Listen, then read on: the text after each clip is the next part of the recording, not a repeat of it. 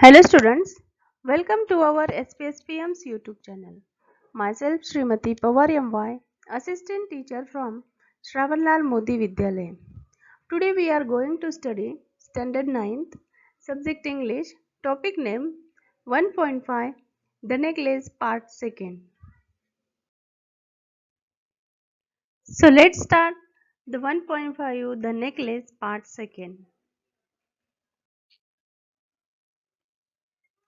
Let's see the points in this lesson. First is character name, second introductions, third reading passage, fourth explanation, and fifth moral of the story. In this story, the character names are first Mathilde means Mrs. Loisel, second Mr. Loisel, third the Minister of Education, fourth Madame Forestier. Part second, they look in the folds of her dress, in the folds of her cloaks, in her pockets, everywhere, but they couldn't find it. Are you sure you still had it on when you left the hall? He asked. Yes, I touched it in the hall at the ministry. But if you had lost it in the street, we would have heard it fall. It must be in the cab. Yes, that's probably it. Did you take his Did you take his number? No. मग बघा part second बघू आपण. त्यांनी तिच्या ड्रेसच्या घड्यांमध्ये जो हार हरवला होता तो पाहिला. तिच्या वरच्या फ्रॉकमध्ये बघितला, पॉकेटमध्ये बघितला, सगळीकडे शोधला पण त्यांना तो कुठेही सापडला नाही. मग तुला खात्री आहे आपण हॉलमधून निघालो तेव्हा तुझ्या गळ्यातच तो हार होता? मिस्टर लॉयझेलने विचारले. हो, मंत्रालयातील हॉलमध्ये असताना मी त्याला स्पर्श करून पाहिले होते. पण जर तो रस्त्यावर हरवला असेल तर तो खाली पडताना आपल्याला ऐकू आले असते. तो नक्कीच टॅक्सीमध्ये पडला असेल. हो, तसं असेल. तू टॅक्सीचा नंबर घेतला आहेस का? नाही, मेथल्डी म्हणते. टॅक्सीचा नंबर मी घेतला नाही. They start each other's turns. At last Loisel put his clothes on again. I am going back, he said. Over the whole route we walk and see if I can find it. He left. He remains in her ball's dress all night, her mind blank. Her husband returned at about 7 o'clock. He had found nothing. He went to the police, to the newspaper of offer a reward. To the cab companies, everywhere the tiniest glimmer of hope led him. मेथल्डी आणि मेथल्डीचे mister दोघंही एकमेकांकडे हताशपणे पाहू लागले. शेवटी Loisel यांनी पुन्हा काढलेले कपडे घातले आणि मी परत जातो आणि जिथून आपण चालत गेलो त्या पूर्ण रस्त्यावरून आणि तिथे कुठे तो सापडतो का मी पाहतो, असे मिस्टर लॉयझेल मेथल्डीला म्हणतात आणि ते निघतात. ती सुन्न डोक्याने रात्रभर तिच्या पार्टी ड्रेसमध्ये तशीच बसून राहते आणि साधारणतः 7 वाजेच्या सुमारास मिस्टर लॉयझेल हे घरी परततात पण त्यांना काहीही सापडलेले नसते. मग ते पोलिसांकडे जातात. न्यूजपेपर कार्यालयात जाऊन त्याच्यासाठी काही रिवॉर्ड देता येईल का हारासाठी ते जाहीरही करतात. टॅक्सीच्या कार्यालयामध्ये जाऊन जिथं कुठं अंधुक आशेचा किरण त्यांना वाटेल ते सगळीकडे जाऊन ते चौकशी करतात. She waited all day in despair at these frightful disasters. Loisel returned in the evening, a hollow pale fingers. He had found nothing. You must write to your friend, he said. Tell her you have broken the calves of her necklace and that you are having it mended. It will give us time to look some more. She wrote as he dictated. या घडलेल्या अनर्थामुळे निराश होऊन ती दिवसभर वाट पाहत राहिली. संध्याकाळी हताश होऊन थकून लॉयझेल घरी परत आला आणि त्याच्या हाती काहीच लागले नव्हते. मग तू तुझ्या मैत्रिणीला लिहून कळव, मिस्टर लॉयझेल म्हणतात. तिच्या हाराचा फासा तुझ्याकडून तुटला आहे आणि म्हणून तू तो दुरुस्तीला दिलाय असं तिला सांग, म्हणजे अजून थोडं शोधायला आपल्याला वेळ मिळेल. त्यांनी मिस्टर लॉयझेल यांनी सांगितल्याप्रमाणे मॅथर्डीने तिच्या मैत्रिणीला कळवले. त्या प्रकारे तिने लिहिले.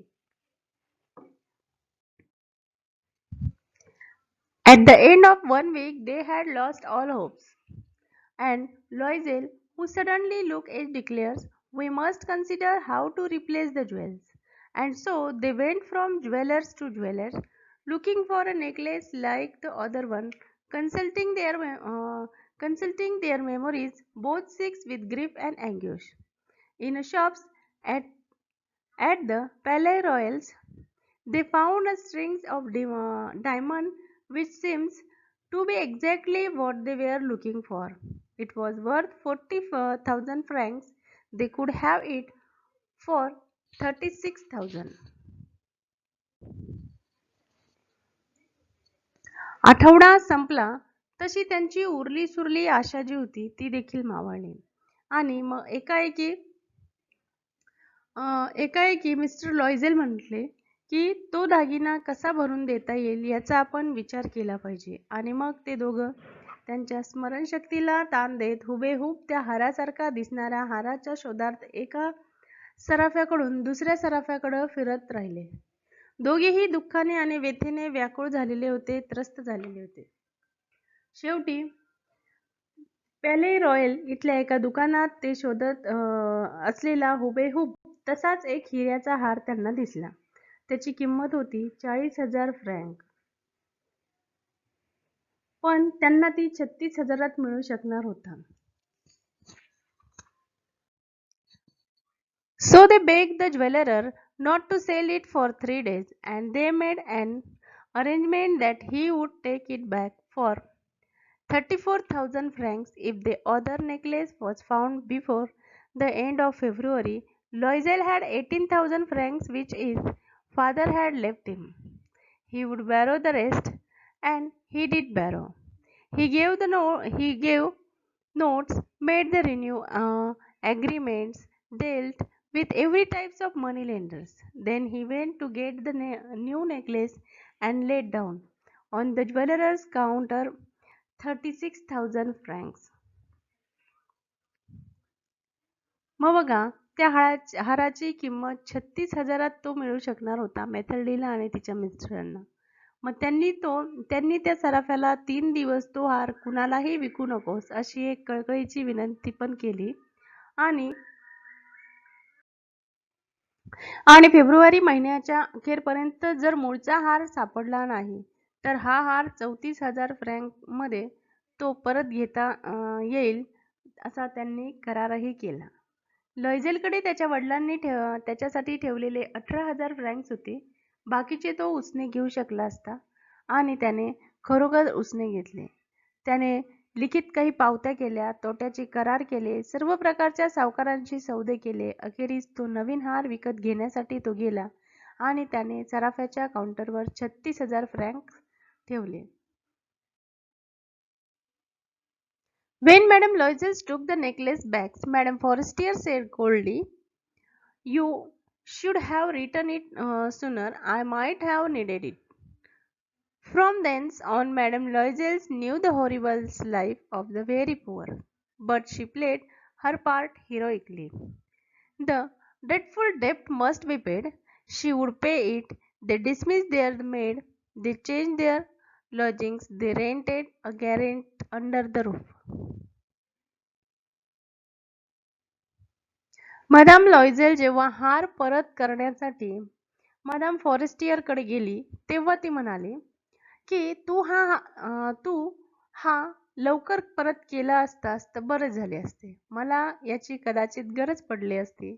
आणि त्यानंतर दरिद्री लोकांचे आयुष्य काय असते त्याचा दारुण अनुभव मदाम लॉयझेलला म्हणजे मॅथर्डीला आला. पण तिने ती भूमिका अतिशय धीराने निभावली. कर्जाचा प्रचंड मोठा डोंगर त्यांना फेडायचा होता आणि ते ती करणारही होती. त्यांनी आपल्या मोलकरणीला कामावरून कमी केले, आपले राहते घर बदलले आणि एका छप्पर असलेल्या म्हणजे ज्यात पोटमळा वगैरे राहत नाही अशा खोलीत ते भाड्याने राहू लागले.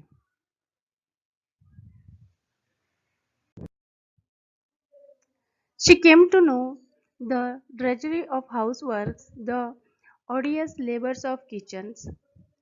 She washed the dishes and the dirty lines. She carried the garbage down to the street every morning and carried up the water, stopping at each landing to catch her breath and distress like a commoner. She had to bargain at market quarrels and face the insults over the every miserable sou. Each month they had to pay, some loans renew, other gets more time. मेथडीला मग घरकामातील अपार कष्टाची, स्वयंपाकघरातील नावडत्या रटाळ कामाची तिला आता जाणीव होऊ लागली. आता ती रोज धुणी भांडी करायची, सकाळी रस्त्यापर्यंत कचरा नेऊन टाकायची आणि पाणी भरून वर नेताना म्हणजे जिन्यातल्या प्रत्येक टप्प्यावर दमून भागून श्वास घेत ती थांबायची. आणि तिची राहणी अगदी एखाद्या सामान्य स्त्रीसारखी झाली होती. एकेका सुया क्षुल्लक किमतीच्या नाण्यासाठी तिला बाजारात घासाघीस करावी लागे. कधी भांडण तर कधी अपमानही सहन करावा लागत असे. दर महिन्याला त्यांना काही कर्ज चुकते करावे लागे, तर काही कर्ज जास्त काळासाठी नव्याने सुरू करावे लागे.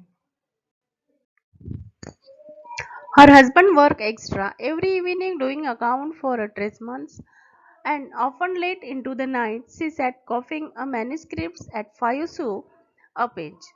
And this life lasted 10 years. At the end of 10 years they had paid off everything, even the interest. Madame Loisel looked old now. Often she brooded over the past. What would have happened if she had not lost that necklace? How strange life is, how fickle, how little is needed for one to be renewed or save. मग मॅथल्डीचे mister J होते ते जास्तीचे काम करण्यासाठी रोज संध्याकाळी एका व्यापाऱ्याकडे हिशोबाचे काम करण्यासाठी जाईल. त्यानंतर अनेकदा रात्री उशिरापर्यंत जागून एका पानाला 5 सू म्हणजे एक फ्रेंच नाणे येते, फ्रेंच किमतीचे नाणे, ह्या दराने एका हस्तलिखिताच्या लिखाणाचे काम ते करीत असे. आणि 10 वर्ष त्यांनी असे आयुष्य काढले.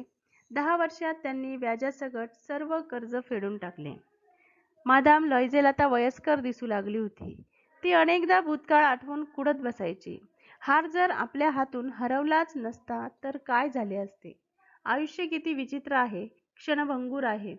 एखादी छोटीशी गोष्ट सुद्धा कशी जीवनाच्या अधोगतीचे किंवा उन्नतीचे कारण बनू शकते, याचा ती नेहमी विचार करायची. One Sunday as she was walking in a chance the Elysium, suddenly she saw Madame Forestier, still young, still beautiful, still charming. Madame Loisel felt the emotional. Should she speak to her? Yes, of course. And now that she had paid, she would tell her all. Why not? She went up to her. Good morning, Jenny. Though the restaurant to be addressed so familiarly by this common woman did not recognize her. She stammered. मग एका रविवारी शॅम्स एलिजेन्स मधून जात असताना मेथल्डीला अचानक madam Forestier दिसली. ती अजूनही तशीच तरुण होती, तशीच सुंदर होती आणि 10 वर्षापूर्वी जशी दिसत होती तशीच आकर्षक आजही मॅडम फॉरेस्टियर दिसत होती. म्हणून आता मेथल्डीने तिला पाहिले आणि ती अतिशय भावुक झाली. तिच्याशी बोलावे की नको यात ती विचार करू लागली. पण मेथल्डी म्हणते, हो नक्कीच, आता आपण तिच्याशी बोललंच पाहिजे, कारण आपण आता कर्जमुक्त झालेलो आहे. तिला आता सर्व हकीकत सांगायला काही एक हरकत नाही असं मेथल्डीला वाटू लागले. म्हणून सुप्रभातजीने मेथल्डी तिच्या जवळ जाऊन म्हटली. मात्र मॅडम फॉरेस्टियरने एका सामान्य महिलेने इतक्या जवळीकतेने आपल्याला हाक मारावी हे पाहून तिला आश्चर्य वाटले. तिला मेथल्डी ओळखायला आली नाही. ती गडबडून म्हटली,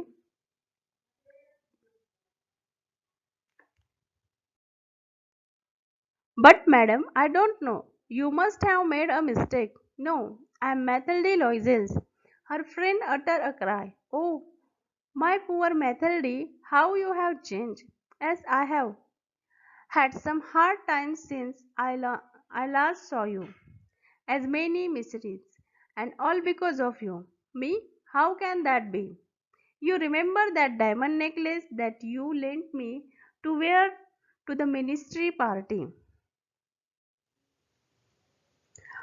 नंतर मॅडम फॉरेस्टियर म्हणते की मॅडम मी तुम्हाला ओळखले नाही, तुमची काहीतरी चूक होते.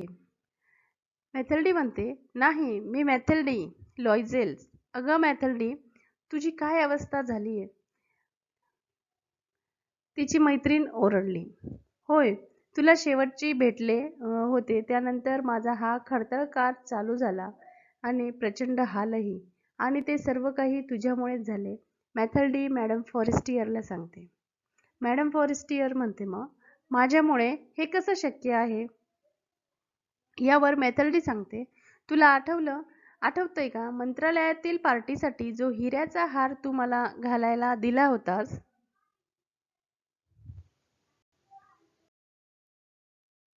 As well. Well, I lost it. What do you mean? You brought it back. I brought you back another exactly like it, and it has taken us 10 years to pay for it.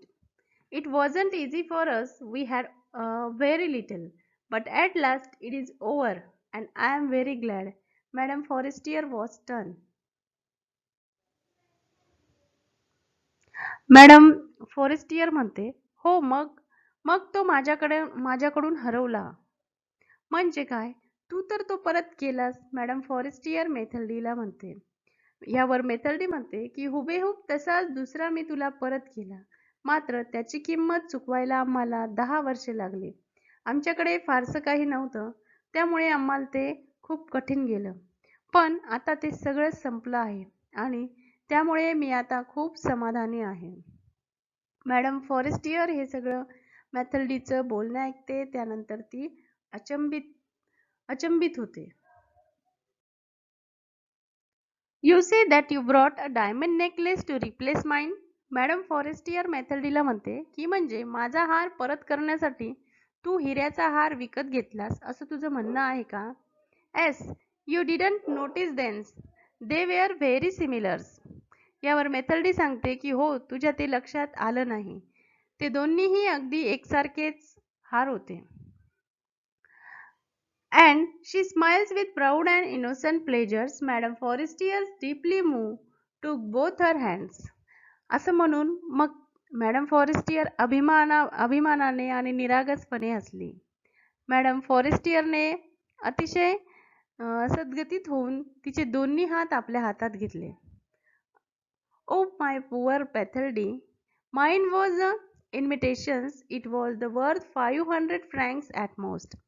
अरे रे बिचारी माझी मॅथिल्डा, माझा हार तर नकली होता. जास्तीत जास्त तो 500 फ्रँकचा असेल. Here are our story, The Necklace Get End. And the moral of the story, the necklace is to be satisfied with what one has. In the story, Mathilde is not happy with anything.